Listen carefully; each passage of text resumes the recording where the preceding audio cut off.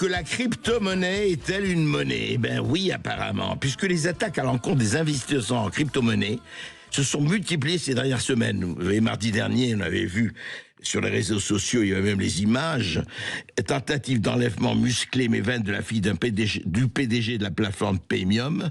Un cas loin d'être isolé. Le 3 mai, le père d'un homme ayant fait fortune dans les crypto-monnaies avait été libéré après un assaut de 2 jours. 4 ravisseurs lui avaient tranché un doigt pour obtenir une somme très élevée.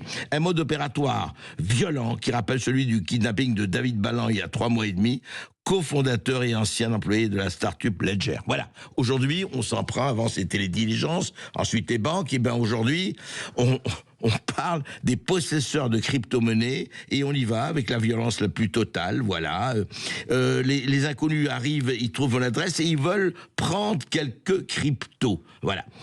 Philippe Herlin, bonjour. Bonjour. Vous êtes économiste et spécialiste des questions monétaires. Alors, qu'est-ce que ça veut dire? C'est-à-dire qu'il y a des gens qui pensent aujourd'hui qu'en allant agresser, tabasser, enlever ou prendre en otage des personnes qui s'occupent de crypto-monnaies, ils vont les avoir, ils pensent que c'est un coffre-fort. Expliquez-nous. Oui, ils pensent le faire. Alors, dans les années 70, on se rappelle de l'enlèvement du baron Empin, mais à l'époque, on demandait des valises de billets. Et les valises de billets, c'est beaucoup plus difficile à faire disparaître. Là, ils demandent du bitcoin, une rançon en bitcoin. Ils pensent qu'une fois que le virement sera fait, eh ben, ils pourront en profiter et vivre sur les plages et dans les gros hôtels. Oui. Comme si c'était des valises à billets. Voilà. Ouais. Le problème, c'est que c'est pas le cas. Et dans tous les cas que vous avez cités, et dans d'autres d'enlèvement, demande de rançon, aucun des ravisseurs n'a pu profiter de ces bitcoins. Parce qu'en fait, ce qu'il faut comprendre, et ça, c'est certainement une erreur que font les ravisseurs, mais le bitcoin, c'est pas anonyme. C'est pas non plus complètement tracé, mais c'est ce qu'on appelle les pseudonymes, c'est-à-dire que... Alors expliquez-nous comment ça fonctionne. Ça fonctionne, toutes les transactions sont fixées, sont enregistrées sur la blockchain, et on ne peut pas les effacer. Donc on laisse des traces ad vitam aeternam. Maintenant, il n'y a pas votre nom sur la blockchain, il y a un numéro de compte.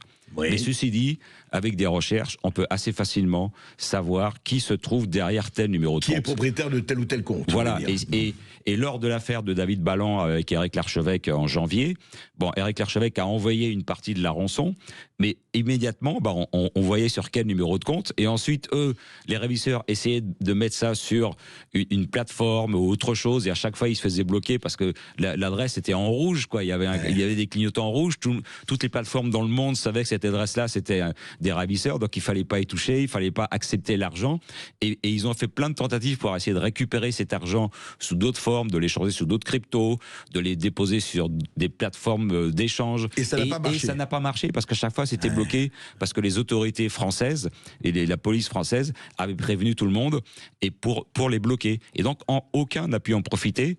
Et je crois que les ravisseurs n'ont pas compris que le bitcoin, c'est pas anonyme. Voilà. Alors j'espère qu'ils vont le comprendre avec le temps et que donc ce genre d'enlèvement avec demande de rançon va diminuer et s'éteindre parce que concrètement, on peut pas en profiter. En fait, on ne peut en aucun cas en profiter. C'est-à-dire que tous les faits que nous avons cités, enfin les faits violents, et puis d'autres, vous voulez dire les ravisseurs ou les preneurs d'otages ou les agresseurs n'ont rien obtenu. Non, ils n'ont rien obtenu. Et quand on regarde les hacks qui sont faits par des geeks, là pour le coup des spécialistes informatiques, il y en a assez régulièrement en fait, mais très peu en profitent. Le seul qui arrive à en profiter, c'est le groupe Lazarus, qui sont des hackers de Corée du Nord. Et donc là, évidemment, une fois la Corée du Nord, elle donne pas accès à la justice, et là c'est bloqué. Donc là, il y a de l'argent qui a disparu, des hackers de Corée du Nord. De Corée du Nord, il y a des groupes très compétents, et c'est un moyen de ressources pour le pays.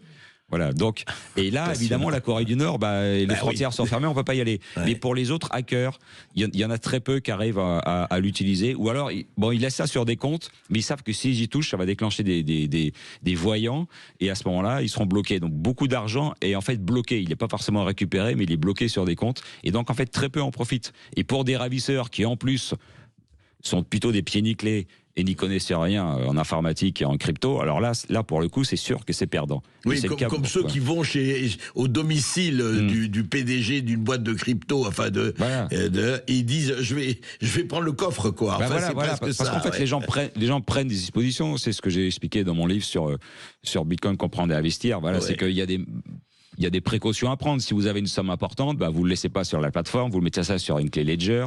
Déjà, ça vous protège de la faillite de la plateforme. Bon. Et puis ces clés Ledger, bah, moi je conseille de ne pas la garder chez soi, parce que vous êtes sensible en cas de homejacking. S'il y a homejacking, et si les ravisseurs savent que vous avez une clé Ledger, bah, ils vont vous faire cracher le morceau, évidemment. Donc ces clés, il faut la mettre dans un coffre de banque ou un coffre en dehors de la banque. Oui, voilà. Pas chez soi. Et pas chez soi. De la même façon que si on achète des lingots d'or, bon, si c'est quelques Napoléons, on peut les garder chez soi, mais si c'est des lingots d'or, si c'est une somme importante, il faut pas garder chez soi. Il faut mettre ça dans un coffre. Voilà. Mais est-ce que les gens ont compris, justement, je voudrais, Philippe Erlin, vous avez écrit le livre là-dessus, effectivement, est-ce que les gens ont compris, enfin, il y a tous ceux qui sont déjà sur les blockchains et achètent évidemment des bitcoins et autres, est-ce qu'ils ont compris, l'impression que j'ai souvent quand j'en parle, ils pensent que c'est pas que c'est quelque chose de virtuel. C'est pas virtuel du tout, il faut le rappeler. C'est pas virtuel et c'est exposé à des dangers. Donc, en fait, ce qui se passe, c'est que la plupart des gens qui achètent des cryptos les laissent sur la plateforme sur laquelle ils les ont achetés. Et en faisant ça, ils prennent un risque. C'est comme l'argent qu'on laisse à la banque. Bah, si la banque fait faillite, on le trouve plus. Et si la plateforme d'échange fait faillite, comme ça a été le cas pour FTX en novembre 2022, hein, c'était une grosse plateforme. Bah, elle a disparu. Ceux qui avaient leur bitcoin dessus, ils les ont perdus. Vous conseillez quoi à ceux qui achètent des bitcoins? Alors, quand on a une somme importante, on met ça sur une clé Ledger. Alors, justement, Ledger, fondé par Eric Larchevêque, voilà, mais qui est le leader mondial. Alors, il y a d'autres solutions qui existent, comme Trésor ou d'autres, mais le leader mondial, c'est le français Ledger, et qui est très, très solide, très sérieux. On met ça, donc on devient propriétaire en direct des bitcoins. Des bitcoins, voilà. Et donc, si la plateforme sur laquelle on les a achetés fait faillite ou subit un hack, eh bien, nous, on les a. Voilà. Et donc ça, c'est une première sécurité. Et la deuxième, bah, c'est de ne pas la garder chez soi, en fait. Quoi, voilà. Oui, parce qu'on peut le savoir. Et il y a un problème. Et alors, ça risque aussi ce genre de délinquance risque d'augmenter aussi pour les gens qui ont des ledgers ou des comptes, parce que la réglementation est très contraignante en Europe. Elle oblige, et avec le temps, ça va augmenter à partir de l'année prochaine, elle oblige les plateformes à noter toutes les informations de leurs clients et tous leurs mouvements. Ah ouais, Alors, pour lutter, soi-disant, contre le blanchiment, tout ça, alors qu'en fait, on sait justement qu'il y a quasiment pas, il y a très très peu d'argent sale qui circule sur le Bitcoin, justement parce que c'est traçable. Bon. Mais ceci dit, comme le Bitcoin, il y a une mauvaise image, le législateur se défoule sur les adeptes de crypto et ils vont devoir enregistrer donc les coordonnées et les mouvements. Le problème, c'est que ces plateformes d'échange, elles subissent des hacks. Voilà. Encore dernièrement, Coinbase, le numéro 1 américain quand même, hein, une grosse boîte, ils ont perdu des données de clients. Et le problème, c'est que quand ces données vont circuler sur Dark Web, bah, ça va donner plein d'idées aux ravisseurs. Ils vont voir que telle personne qui habite à tel endroit, tel téléphone, tel mail, etc., il a tant de crypto. Ils auront son portefeuille. On connaît sa fortune ou son portefeuille. Et s'ils voient qu'il y a un virement chez un compte, ils vont se dire il y a peut-être une clé Ledger chez lui ou un portefeuille sur son ordinateur, donc on va débarquer chez lui. Voilà. Et donc ça risque, à force de trop réglementer, on risque de donner plus d'informations aux ravisseurs. Et ça, c'est un vrai danger aujourd'hui. Mais Philippe Erlin, dites-moi, quand vous dites en fait les ravisseurs ne touchent rien, mais c'est bloqué. Mais donc si moi j'ai des bitcoins et qu'on a essayé donc je vais pas les toucher non plus. Ça va être bloqué ou pas? Non, c'est-à-dire, si vous êtes le propriétaire, ces bitcoins vous seront rendus. C'est-à-dire, Eric Larchevêque a récupéré les bitcoins qui ont été envoyés sur une adresse qui ensuite a été bloquée. D'accord. Voilà. Mais vous êtes propriétaire légal, donc vous les récupérez. Ils ne sont pas bloqués quelque part sur une plateforme quelconque. D'accord. Mais donc, si vous voulez, et si on avait... je voudrais que, justement, Philippe Erlin, vous connaissez bien cela, qu'est-ce qu'au fond, si on avait à comparer l'univers de la Bitcoin, l'univers de la crypto-monnaie, disons, avec je dirais les siècles, voire les millénaires de monnaies telles qu'on les a connues, jusqu'au billet, jusqu'au crédit, etc. Quelle est la différence fondamentale? Quelle est vraiment, est-ce qu'on est dans un saut qualitatif, là, ou pas? Oui, parce que c'est une monnaie qui ne dépend pas de l'État. C'est ce qui représente sa sécurité, c'est pour ça aussi qu'elle a de la valeur, hein. On ne dépend pas de l'État et on ne dépend pas d'une banque centrale qui prend des décisions sans référer aux gens. Et puis le Bitcoin... Il n'y a pas de mouvement politique sur le Bitcoin. Voilà, ça appartient pas à une société, c'est pas contrôlé par un État. Et c'est un algorithme qui fait fonctionner. Et puis on sait qu'il n'y en aura pas plus de 21 millions. C'est pour ça qu'on parle d'or numérique, c'est une ressource rare. Alors que les grands États, soit les États-Unis ou l'Europe, ont fait de la planche à billets quand il faut financer les déficits pendant le Covid ou la crise de 2008, des subprimes. Bon... Voilà, donc, là, on ne peut pas faire une planche à Bitcoin. Là, on ne peut pas faire planche à billets sur le Bitcoin. Voilà. C'est pour ça que de plus en plus de gens se mettent à en acheter. C'est pour ça que ça vaut 100 000 $ aujourd'hui et puis que ça va continuer de monter. Parce que c'est une vraie planche de salut dans l'univers de création monétaire, des planches à billets dans lequel on vit, quoi. Voilà. Et où effectivement les fantasmes, soit politiques, soit industriels, soit autres, de tel ou tel, peuvent faire basculer le marché comme on veut. Comme on se retrouve avec des banques où ils vous disent, c'est vrai, c'est le fantasme, oui, vous aurez droit d'enlever 1 000 € par mois ou 2 000 € par mois. Et puis c'est tout.